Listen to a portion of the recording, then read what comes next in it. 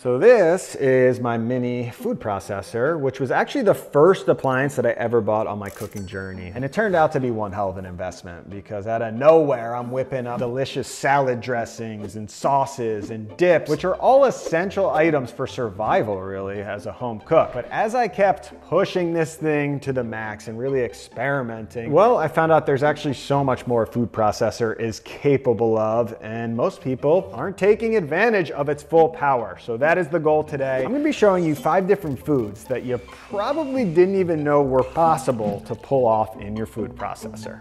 So first up, we are going to make some butter. What do we need for butter? We need cream, and where are you? Right here. We're making a far superior product than just butter, cultured butter. So you need some type of culturing product, you could say. This is cultured buttermilk right here, but you could use a yogurt that has live active cultures or sour cream, anything with live active cultures, because we need to ferment this butter. And by the way, all of these food processor recipes are gonna seem a bit random, but I can tell you this, I will be using every single skill I have to somehow bring elements into one Transformer Megatron dish at the end. It will all somehow work, I swear, so stay tuned. And now we can get to some culturing. And when it comes to fermenting things, great way to get into the game. This couldn't be easier. High quality, heavy cream, a jar. So this is 2 pints or 1 quart of heavy cream. You wanna make sure you have room in your jar for expansion as it ferments. And I'm gonna hit this with 3 tablespoons of this cultured buttermilk. Give that a gentle mix. Thicky right there. Thick stuff. Make some good butter. And then all you need is a clean towel to go over that to keep any particles out, but you still want airflow. And now it's a waiting game. We're gonna let that bacteria go to work. It's gonna completely alter the texture and flavor and give you the best butter product, but it will take at least 24 hours at room temperature. I'm gonna check in on this in 24 hours, but I might push it a little longer. We'll see what happens. Brosive, look at this. My goodness. So this is magically 48 hours later.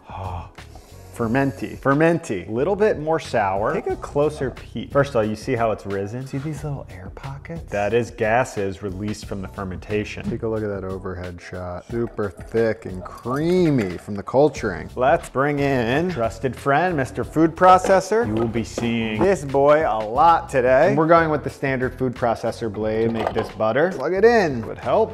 All we have to do, oh, look at the creaminess here. Wow, so thick. And that's going to completely alter your butter texture and flavor. And of course, most of you probably won't make your own butter. I'm not always making my own butter, but just like I mentioned in the grocery shopping video, buy cultured butter because it's just a better product. All right, so this butter is gonna go through 2 phases, really. Come on, this will probably happen a lot today. Like, I love food processors, but can they be just a little easier to turn on? So the first phase will be whipped cream. Let it go, let it whip.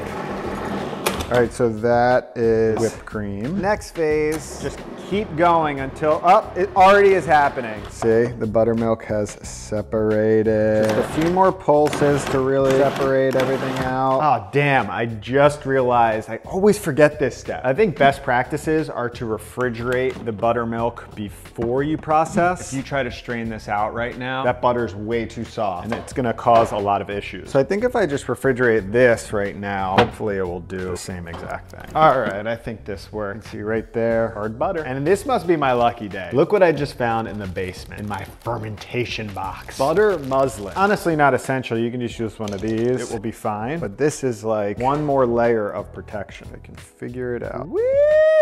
Just cut like a little zig. Save the rest. Back in the fermentation drawer. Let's drain off that buttermilk. There goes the blade. That just looks like the most perfect butter already. Very rewarding. All right, now we'll just kind of squeeze off most of that buttermilk. And you want to get out as much of that buttermilk as possible because the buttermilk is what will spoil. The fat is good for a while. Let's give it a flip. Oh, look at that beautiful butter. That is gonna work just great. It's still coming out, juicing out. Now the butter's already getting softer as I work it. All right, that is enough for me right there. And of course you can salt your butter. Pop it right in there. Save that delicious buttermilk. I'll make some pancakes or some baked good. And the question is it worth it? You know, is it worth making your own butter? Look at this consistency.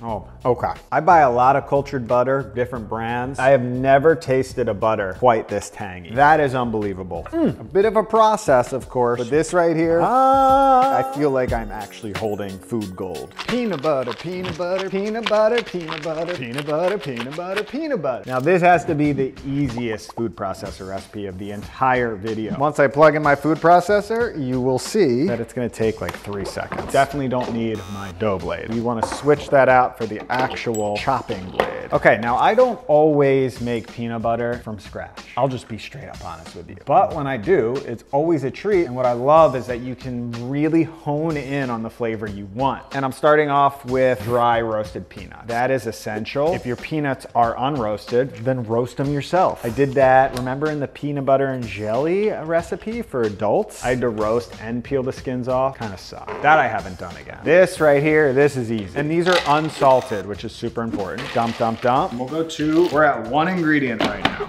Hardest part about this recipe is figuring out how your food processor works. Fun fact, when I was on Chopped, the guy next to me could not get his food processor to work. And you would think like I would just let him fail on live television, but no. Clicked his food processor in the right place. I helped the man out. All right, let's start pulsing. Well, this is, oh, now this piece came out. All right, so this is gonna go through many stages, probably, I don't know, 3 or 4 stages. The first stage is the longest. We'll let it go for about 3 minutes. All right, this is stage 1 where people get super nervous because it's very dry, but there's so much natural oil in the peanuts. We just need to extract it a bit. So we're gonna keep going. All right, we'll call this stage 2. It's starting to separate and get creamier. Still chunky, still coarse. We'll keep going. All right, there we go. That's stage 3. Now we're smooth sailing. Wow, wow, wow. All I'm gonna do at this point is add a little bit of salt. You can keep it unsweetened, but I'm just gonna add a taste of honey. That's the beauty. Really control.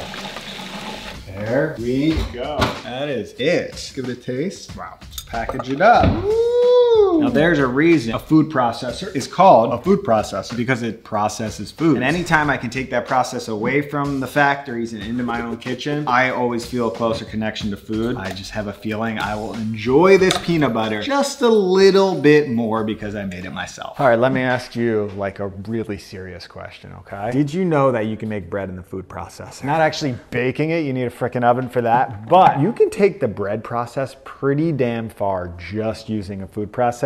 Very exciting. I bet most of you have never seen it, so I'm gonna show you how to do it right now. So first I'm gonna get my scale out and pop the food processor right on there. And the key is whipping out your dough blade for this, which is plastic. It's not meant to actually cut like your standard food processor blade. And this Cuisinart comes with it, but most food processors should have one standard. Now this recipe is gonna make 4 little mini baguettes. You might be asking yourself, like, what is Mike making right now? So I'm gonna start off with 500 grams of all-purpose flour. You could use bread flour, just half a teaspoon of yeast, 10 grams of salt, and 350 grams of water. And then I'll start pulsing that up for about 3 minutes until that dough really comes together. You can see right here, it's a little bit on the wet side. I'm just gonna sprinkle in a little bit more flour until that dough starts to form together a bit more. See how it's starting to clump together a bit over here? That's the right consistency.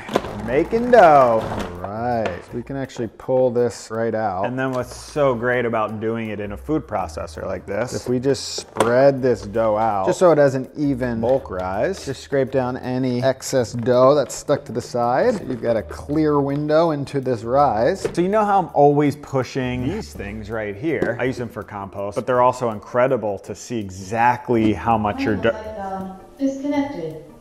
They're great for seeing how much your dough is actually rising. So we basically have the same exact thing right here with this food processor. There's no actual markings other than this liquid max fill. So we're just gonna watch this dough rise right up the side until it doubles in size, maybe triples. Pop that lid back on. Oh, don't blend anything, turn that off. Make sure it's covered so of course you don't dry out your dough. Check this out. You can see exactly, like I said, what is that called again? Liquid max fill. And we have pretty much doubled, a little more than doubled, which is a sign our bulk rise is done. Take a little bit of flour, So here's our dough. I'm just gonna chop this up into 4 pieces, and I'll just start off by rolling these into dough balls. Classic tension like this, till they are just nice and tight. That's 4. And then I'll just pop this damp towel over them and let those sit for, I don't know, 15 minutes. Let's roll some baguettes. Pop these to the side for now. Touch of flour, and then I just push everything out. Push, push, push, push. Now once you flatten things out a bit, this is where we'll start tucking. Just the old pinch and tuck. Pinch and tuck. Kind of forming like a hot dog bun log type thing.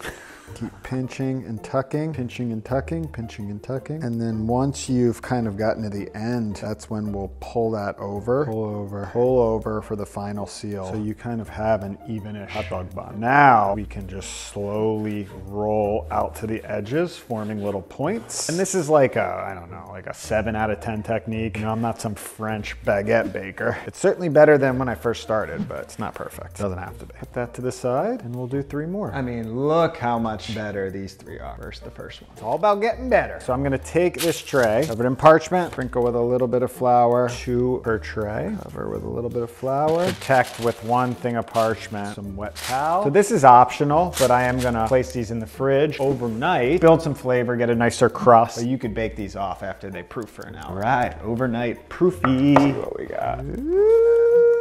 They've expanded a little bit. I don't have a bread lame on me, so I'm just gonna do my best. I'm not gonna try to do baguette swipes. It's just not gonna happen right now, so I'm just gonna go right down the middle. All right, I got my oven preheated at 500. Throw that in there, this towel. Pull this out. I have a cast iron that was preheating because ice cubes. Oh yeah, we're gonna create a nice bit of steam, which is gonna help the puff and the color on that. Started at 10 minutes. All right, 10 minutes, let's check it. Ooh, nice puff. We're still getting some steam from there. Those did great. I'm just gonna turn this down to 450. Probably need another 15 minets. We'll have baguettes. All right, we're beeping. Oh, look at these things. That always happens. Glorious. Perfect timing, because I gotta pick up my daughter right now.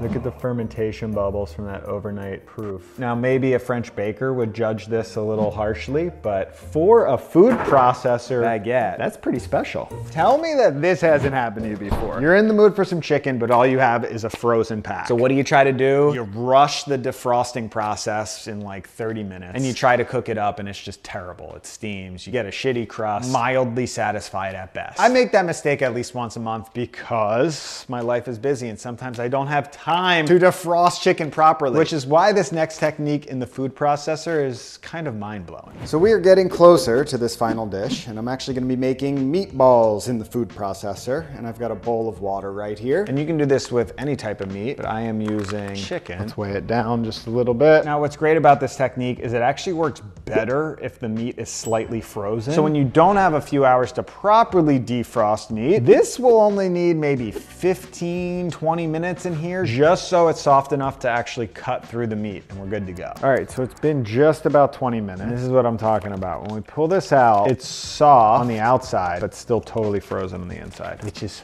fine in this case. It's actually the point. Get some paper tallies. Frozen 1, frozen 2, frozen 3. And just dry it off.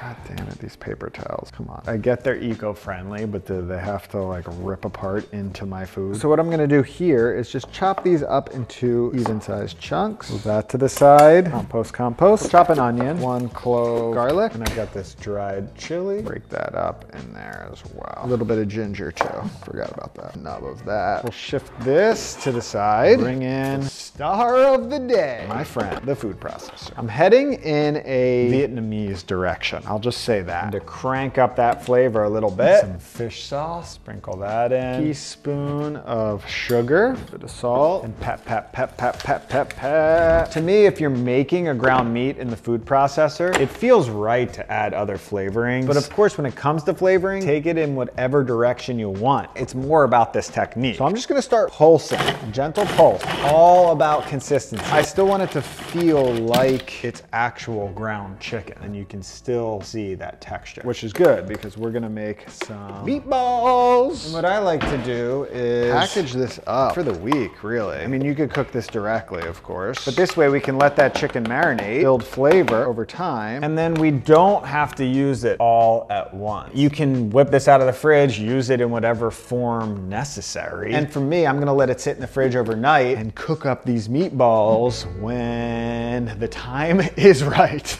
All right, so this last one, it's more of a technique for processing vegetables that's very helpful for when you're making pickles, which is what we're doing now. But first, trip to the garden. Can we just appreciate the fall glory right now? Personally, my favorite time of the year, and being somewhat of a new gardener on this scale at least, definitely my favorite time in the garden. You still have some late summer things like tomatoes growing, but then all of your fall crops are just starting to really get good. Like pickled daikon radish and carrots, both of which I'm growing and in season right now. So if you haven't guessed by now, I am making a banh mi for this final dish to bring everything together. And for me, the best banh mi sandwich always has some pickled daikon radish and carrots. This whole patch is, I believe, all daikon. Some heads are just starting to pop up. You've got some bigger ones here, and these things will get massive, but I can pick them really at any stage. Oh yeah, look at that beauty. Smaller ones should get the job done. And you saw I hit up this patch in the last video. We're still producing. We got plenty of carrots in here. And they're small, so I'll need a bunch, but this is the time since we're pickling. Oh yeah. I would say one of the most fun things in the garden, picking carrots, because you never know what you're gonna get. Tear these tops off. Another snack for the chickens. Carrots. We'll make some good pickles. One more stop. No banh mi is complete without some fresh cilantro on top, so I'll just pick some of that. Nice bunch of cilantro for the top. I think that's all we need. Back inside. All right.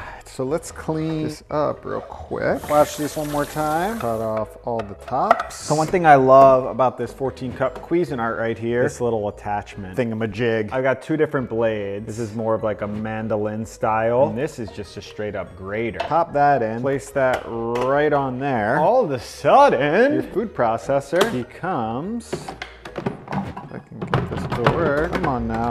There we go. Got an automatic grater. Slice this big boy. I'm not peeling anything because obviously this is all organic. And we'll just rattle through. Carrots, boom. Be enough. This couldn't be easier. We're not fermenting, we're making a quick pickle. We're gonna pile our veggies in. Might be able to get them all in one jar. Can be done. Pour it halfway up the jar with white vinegar. Packed in tight. Get a pot on the boil. And then just dump that out so you don't have to waste any pickling mixture. For seasoning, I usually just eyeball it. That's about 1 tablespoon of salt, maybe 1.5 tablespoons of sugar. Bring that up to a quick boil. And we pour over our veg. I'm not gonna tighten that up because it's super hot. But these are refrigerator pickles. They'll stay in your fridge for a good while. But for me, I'm just gonna let these cool, marinate overnight, and then tomorrow we will bring everything together into one incredibly homemade banh mi. Oh my goodness, the time has come. We've got pickles, we've got butter, we've got peanut butter, ground chicken mixture, baguettes. We're ready to banh mi. Slide that out of the way. Bring this boy in. Great Jones King Sear. Why are we frying some of this cultured butter? Just do it at a low heat. I'm gonna roll out a few of these meatballs. I'm thinking smaller size meatballs. We'll get those frying. And again, this is great because that's all I need. So this is getting reserved in the fridge. So you might be thinking, what am I gonna do with the peanut butter? Like, I haven't thought of that. Come on. I'm gonna make a very simple dipping sauce, or in this case, banh mi sauce. Go in with a few tablespoons of the peanut butter. It's not easy to get that texture out of a jar. And it stays like that too, no oil separation. Hit it with some hoisin, a little bit of fish sauce to season, sambal for some spicy kick. Check in on these meatballs. Oh. You know what, I'm gonna quickly see if there's any lemons on the lemon tree. Might be a small one. This is so underripe and small, but I'm gonna give it a shot. Maybe I'll get a little juice out of it. Not looking promising. Come on. Oh no. Oh, I'm getting a little something out of there. Mostly seeds. A little bit. Half fail. And I'll just stir that up. Now that needs some water. I want this to be drizzly. Here we go. Much better. That should be drizzly. Give it a taste. A little bit more fish sauce. Tiny bit of salt. Okay.